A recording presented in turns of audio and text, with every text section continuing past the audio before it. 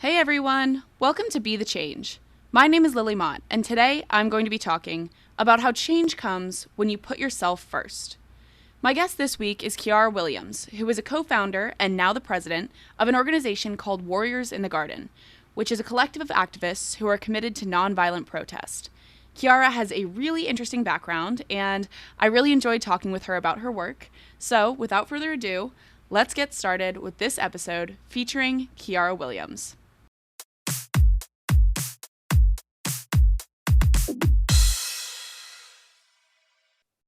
I'm Kiara Williams. I'm 21 years old from Queens, New York, and I'm an activist.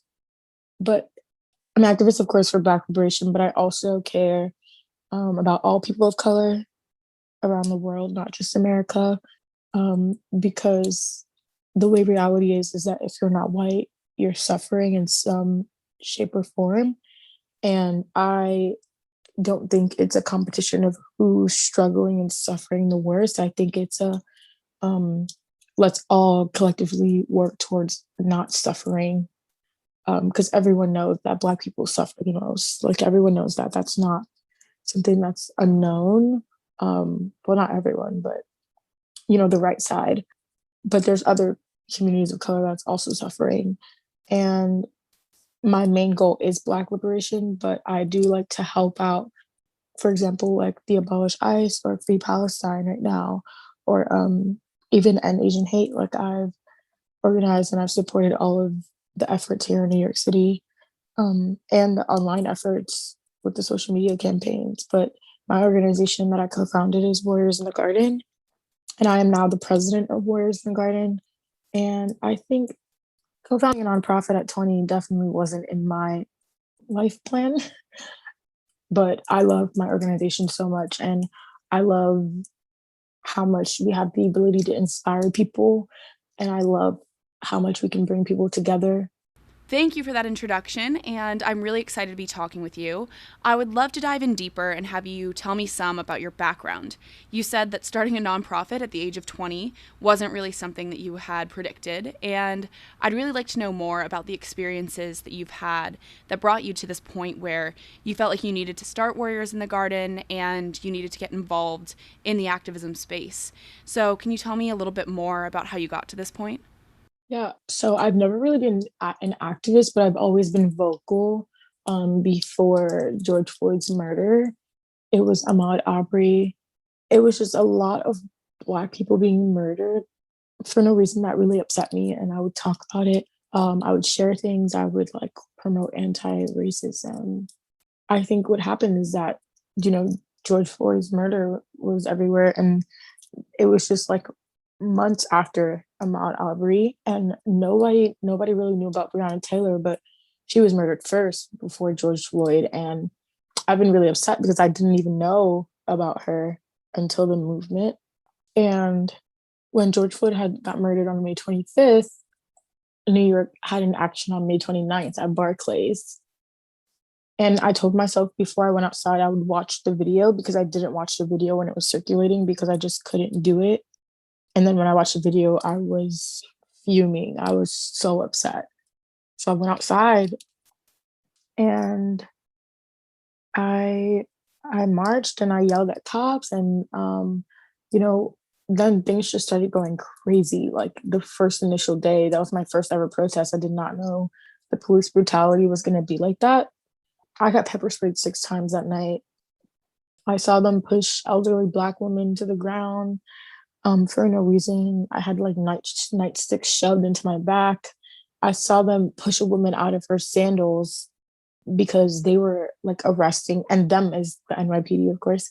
And they were arresting and like beating someone up on the sidewalk. So we're marching and we all stop to turn because we just hear yelling.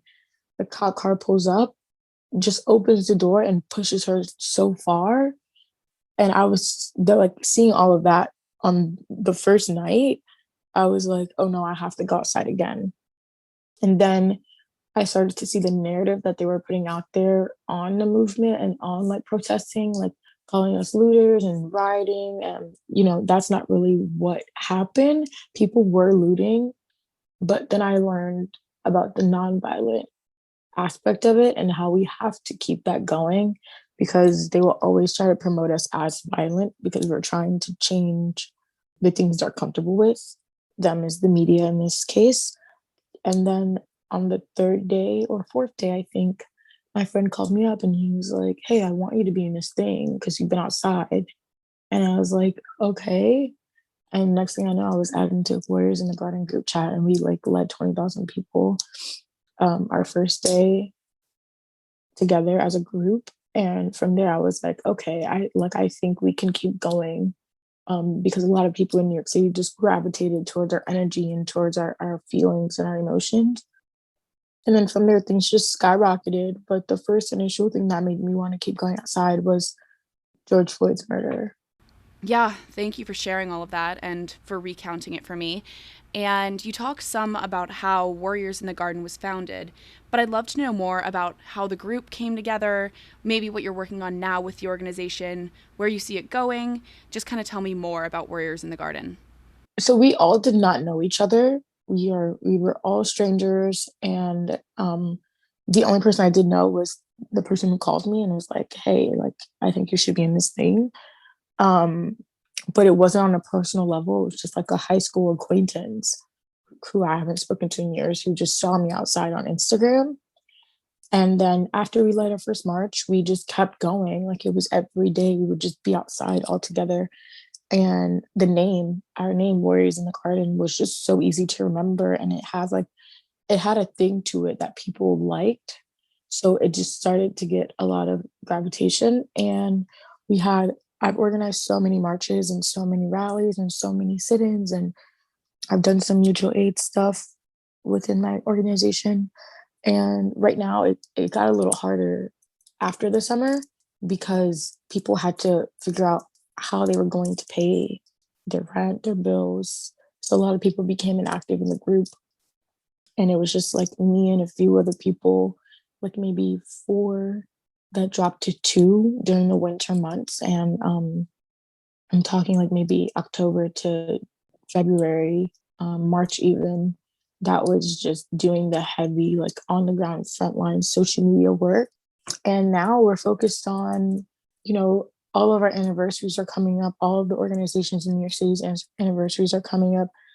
And then just how to move forward. Thank you for explaining all of that. And the story about how you all came together is so interesting. So, I'd also love to talk some about Black Mental Health NYC and the process to create that and where you're hoping to go with that project. Can you talk about why it's so important to emphasize and focus on mental health, particularly in the Black community? Can you maybe tell me some about why mental health is such an important component of your activism? Well, honestly, even before activism, I wanted to be a therapist. Like I was in college for psychology. But then during my activism, it was like maybe 3 months in August, I started to get so tired and just burnt out. And like, I was trying to figure out what I like to do. Like, I lost my interests. I felt like I lost a part of me because I was so consumed with activism. So I had like left for a week to Chicago, and a woman that's been supporting me actually helped me pay for that trip. So I was able to go away for a week and detach and figure out what I like to do and like kind of recenter myself. And when I came back, it was like I was just back to myself, but I also knew the importance of taking a break and actually taking a break, not just deleting social media for a week. For activists, it's not that easy. I think for anyone, it's really not that easy. Like to me, a break is really just going away and exploring yourself. And as I was doing activism, I realized how low resources are in the Black community. And at first, I was doing the project for activists because that's how I felt moved by to help people so that they wouldn't be burnt out in this fight because we need everyone for the long run.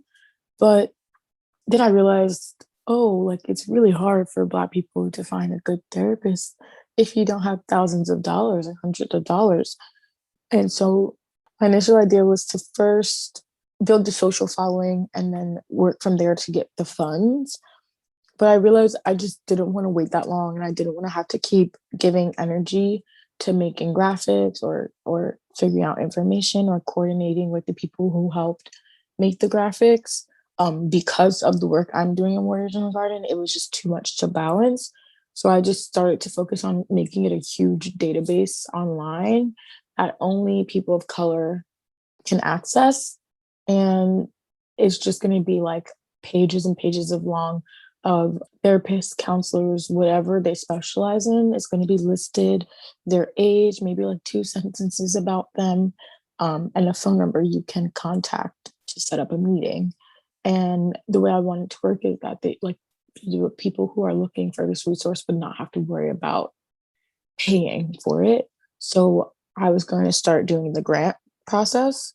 That's also so time consuming. So since I told you before, there's like three people, including me, really running Warriors in the Garden right now.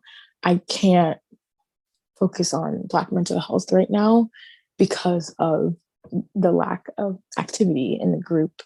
So that's where I'm at with that. But I do want to get it up and running by next year, hopefully, if I have the time. And if I can find more people to be in my organization, that would be really helpful. That's so interesting, and I really hope that it gets off the ground because the mission is amazing. And I'd also love to get your take on what are some of the best ways for white allies in particular to show their support for people of color? What are the best ways for people to show their support, to get involved? Do you have any advice?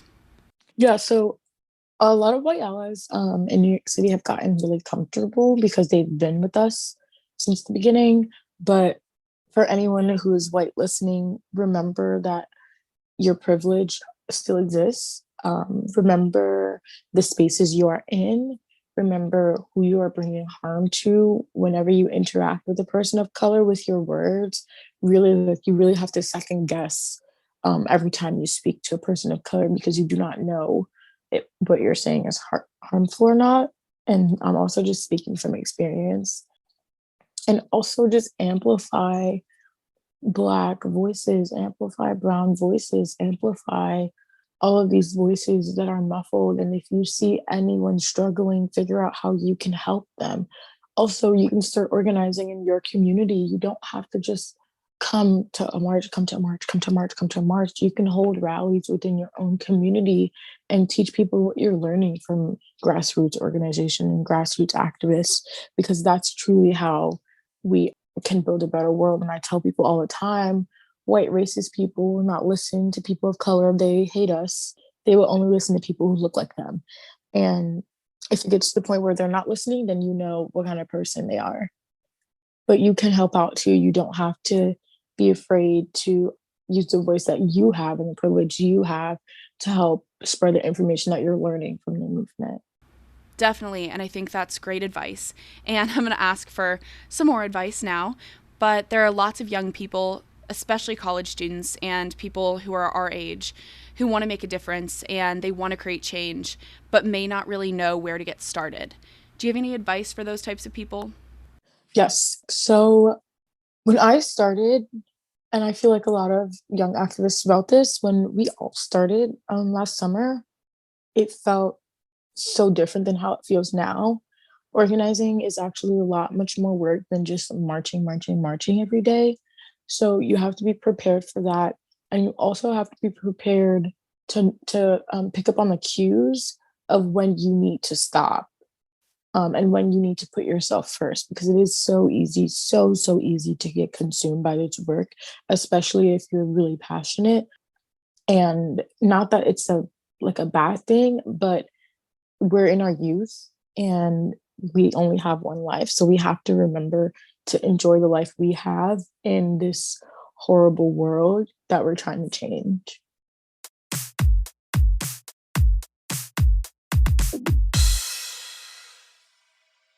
Kiara has an amazing story, and I'm so excited to follow along with her work and see where she takes her organizations. I want to really highlight everything Kiara said about mental health and taking care of yourself while trying to make change. It's easy to become consumed by all of the problems in the world and all of the hardships people are facing, but it's so important that you check in with yourself and take a break if you need it. Always prioritize your mental health and do what's best for you, because change comes when you put yourself first.